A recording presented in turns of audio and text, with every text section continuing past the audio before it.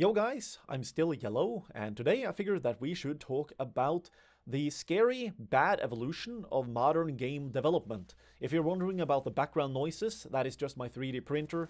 And as for the what is happening with the channel, I made a video a couple of videos ago where I explain and talk about sort of stuff. So take a look at that if you are wondering and curious. And lastly, before we get into the topic, the gameplay is Killing Floor 2. It's a pretty crazy, brutal, grown-up type game, but it's very aim-heavy and it's really fun to see how long you can stay alive and if you're able to complete and defeat the last boss or not. So yeah, enjoy the crazy, wild gameplay if you're interested, unless you just want to listen. So. The main topic here will be the bad evolution of modern game development. So, games are in general an artistic type of outlet. However, it's more interactive than, let's say, a movie. And that is why many people enjoy it. Because you can take on a role, or you can put yourself into some sort of weird, crazy perspective, and it's all in all a really cool, fun experience. Depending on the game, of course, and also your taste, or how well the game is being made. But it's the last thing there that has become, in recent times, the really bad aspect. Because whenever industry and whenever, I guess I should call it rabid capitalism or insane capitalism steps into play, things can go horribly wrong. To me personally, it all comes down to true quality, and if that is something that is being respected or not. And sadly, to a larger degree, true quality is not something that a lot of people, or rather business people, really truly respect. So in the gaming world, that for example means that you're creating a game, but you're cutting corners. There are going to be bugs in the game. When it's finished, there's going to be a huge 50 gigabyte download patch to fix up the game because it wasn't completely finished when it was released. Probably because of other reasons that I know is a thing. I will explain that later. But yeah, that is a general trend that is happening nowadays. And that is also, by the way, aside from how many games are being pushed out, which just are not good. They could be way better, or they could be more passion when the game was being made, but the passion is being suppressed because not the right people are working there, or they don't get enough time, or maybe they have bad colleagues, or whatever the hell it might be. Like, there's so many factors that can make it worse. Or maybe the people working there just are not as passionate as they could be or should be because they don't get paid, or the work hours are horrible, or there are other things with the job that are just not good at all. So then let's get deeper into examples of game dev teams that are doing a good job and that are doing a bad job to flush out some of these aspects more in your mind.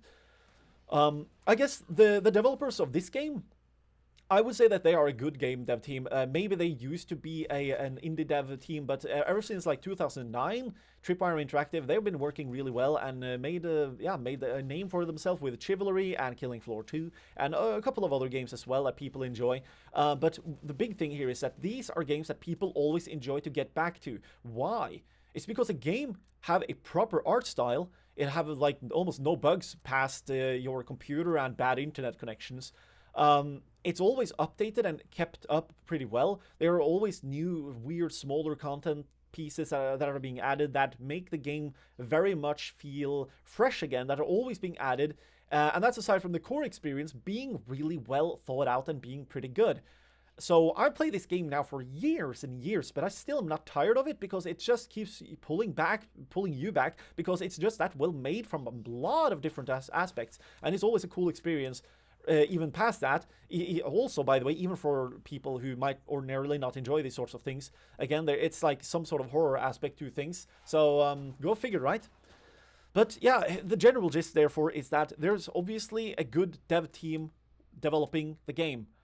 Probably because they get decently paid, the job is stable. Now, I also get the impression, passively, by the way, but I do get the impression that the game dev team behind this game, they are working together really well. And that is also going to be crucial because that means that they're enjoying their job, they have better moral camaraderie, for example, like all that sort of stuff. So that is a good signifier, I meant to say, of a good dev team. Let's now take a bad one to contrast things and to see how bad it can truly get, because, oh man, it can get so insanely bad. So, Counter-Strike Global Offensive used to be a game I enjoyed a lot, and it had a pretty, 1.6 type of style to itself. You needed to always respect what you were doing, and you could always adjust it to do stuff better. And that was aside from how, if you knew what you were doing, you would be able to yeah, effectively play with great teamwork. And great teamwork is something I've always enjoyed because life is better with people, right? In general, it will be a truism. Of course, it won't be as easy with every single person, but that's just life in general. The fact is that that was something that really pulled me in. So I started to study like general strategies. How can I become a better teammate? How can I be better for the people that I'm playing with? And that's aside from giving them general advice of how they can be better for me as well. But that means that the game need to have that framework in there. So when it was removed more and more over the years, that just made things more sucky to me because the game wasn't, first and foremost, not the same game. And secondly, as it kept on progressing in the wrong direction, the game just got more and more bland.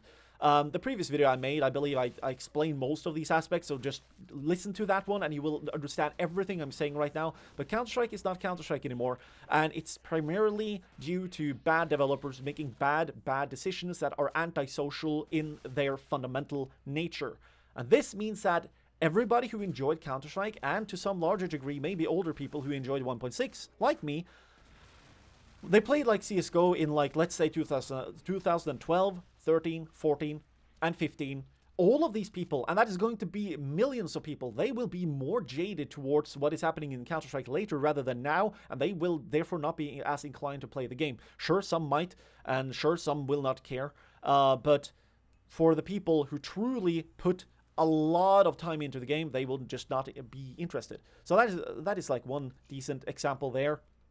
To a larger, more horrifying extent, I guess Call of Duty used to be, or to a larger degree still is, in the same boat. They always release a new game, so all the time you spent on having fun and learning the previous game have been completely lost. So to a larger degree, as you get older, it feels like you're wasting your time playing the game. Sure, it's still fun, and it's fun to play with people, and now when they finally have products that seem to stick around, so stuff is just not being carnage or insanity anymore.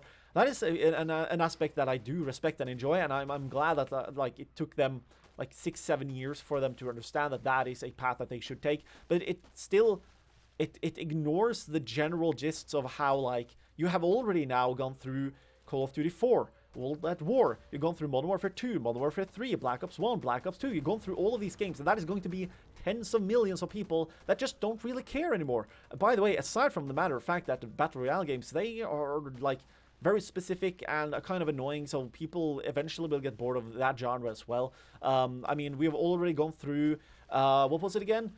DayZ Battle Royale mod. That was like the original. Aside from like Hunger Games in Minecraft, like in 2009 or some bullshit like that. What did we have then? We had H1Z1, we had Realm Royale, like a lot of different games have already gone through the ringer. We also had the Culling, but that game really crashed and burned, absolute dumpster fire. The Battle Royale genre has also gone through, in general, some sort of evolution in that avenue, so that will eventually get boring as well. But yeah, the general thing here, you can probably understand that these game developers, they need to try and lean on some of the things that work, and if they're going to make some sort of risk, it should not, or they shouldn't try to just sabotage themselves because you're screwing over anybody who used to enjoy your game. But let's now take a look at the game dev aspect and the money aspect, because this is like the most absolutely horrifying aspect in my opinion. At least that's my take on things. So you will have, like let's say the Activision Blizzard bullshit that happened. You will have these leaders earning a disgusting amount of money. An amount of money so large, it actually just makes me, on that thing alone, it makes me hate the people.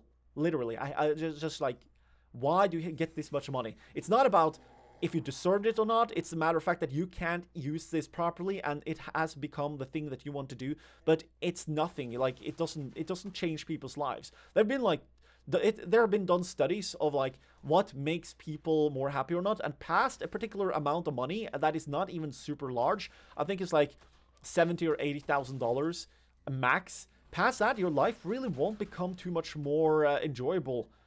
Like you don't get happiness from that sort of stuff. It's not how things work, being a human being. Money is not everything. Money is but a tool, and past being a tool, that's really about it, as I'm getting cornered here. Luckily staying alive. Like, money, because of how money is not everything, but to these people it will be, they therefore corrupt everything beneath them, And that is also something that I thoroughly hate. It really pulls out the soul of what they're doing, and it makes everything worse. A lot of that money should instead have gone to the people that are truly working on the game, and they're making the game real. They are the people that truly deserve the money. That's a hard reality that will always be a reality to me, regardless of what is happening. And to be honest, let's say I, for some weird-ass reason, got to run a business, I would never, ever have that system be in place. I mean, at best, if you do the most critical, rare, or essential work, getting a bit more pay would make sense, but getting, like, 300 times more pay than a normal worker who does a lot of the most essential work. Sorry, that doesn't sit well with me. Now, a side thing that can be put into perspective here is that, and it will be important, it will be about how if you're creating a product, you need to advertise it to some extent. Or maybe if it has upkeep, you need to do upkeep. If it needs maintenance, you need to do maintenance. So, of course, to a larger degree, these things need to be respected and taken care of. But you can probably get my general point here, and that is that there are giant imbalances at play here that need to be fixed, and they will never be fixed because the greed breeds greed, I guess. Yeah, greed breeds greed, and it's horrible. It's really sad because it goes across all of these games, and it just ruins a lot of them. A good example of a game that did not get ruined whatsoever was the old game called Psychonauts that recently got like a second game being made by almost as far as I could tell, like a complete old dev team, all the same people that made the original game, but because of how it was all the original people, and they got to complete the product properly, like the original old game. The second game, made many years later, was really, really good. Now, I've only seen other people talk about the game and whatnot, but to me, that was a really good example of it being done right. And that is really cool to see, because it means that there are always going to be some people out there that will see the truth for what it is, and they will respect the artistic endeavor for what it is, and they will always either assist that or go for it or respect it. And in my humble case scenario, I'm at least going to talk about it and make it known, because these things long term will make things better rather than worse. And I mean, yeah, isn't that something everybody wants, right?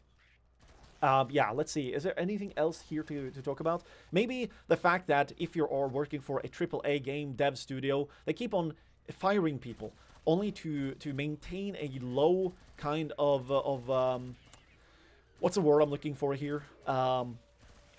They're trying to keep the salary level as low as possible, effectively. It's really sad and annoying. There's not too much you can do because it's, as far as I can tell, following the law to a larger degree, but the general gist is that you keep on firing people so that you can keep the wage down, so that your the set amount of money that you, as maybe some sort of boss or something, that you can spend on workers, it will just like be within the limit, but you're keeping the limit kind of low or whatever the hell. Like, yeah, in general, it's kind of bad because the leader and the leader above the leader and his leader again, they should all facilitate more pay for the actual people who are doing the job, scaling with, to some degree, how niche or important or crucial the job that they're doing is.